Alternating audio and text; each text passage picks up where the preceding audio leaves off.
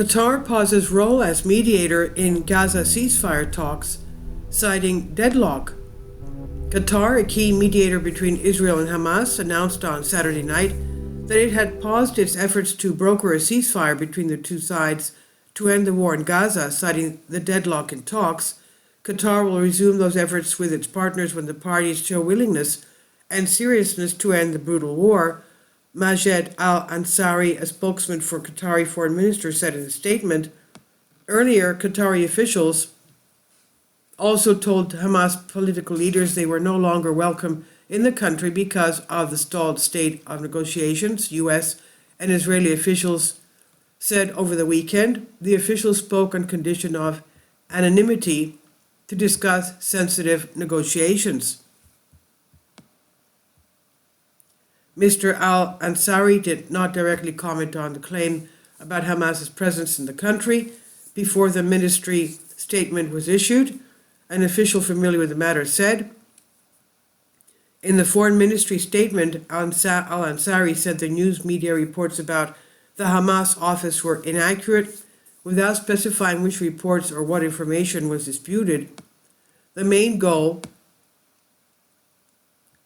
of the office in Qatar is to be channel of communication between concerned parties, and this channel has contributed to achieving a ceasefire in previous stages. He said it was far from clear if Qatar would actually evict Hamas leaders from Doha, how long such an expulsion might last, or declare the office closed without expelling officials from the country. The tiny Gulf state has gained outsized influence from its role as a gateway to actors like Hamas, with whom most Western countries have no formal ties. But the Qatari threats appear to be at least an attempt to increase pressure on Hamas and Israel to compromise on terms of a ceasefire that would also free the remaining 101 hostages still in Gaza after more than a year of war. Qatar has hosted Hamas exiled political leaders since 2012, making Doha a focal point for negotiation with Israel to end the war and free the hostages.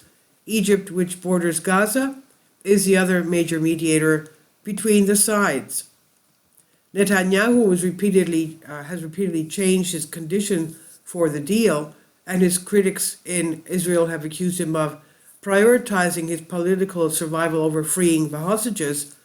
His hardline coalition allies have called for indefinite Israeli rule in Gaza and opposed previous truce proposals that would have ended the campaign against Hamas. Last month, Israeli soldiers, the expelling of Hamas could be a double-edged sword for Qatar. Pressuring Hamas's political leaders could compel them to show more flexibility in talks with Israel, but it could also reduce Qatar's importance in the talks should they move to another regional hub. After the Justice Department unsealed an indictment against Kamel Meshel, a Hamas leader based in Doha, in September, some officials began urging more vociferously for Hamas to be removed from Qatar, American officials said. This is from New York Times on DNYUZ.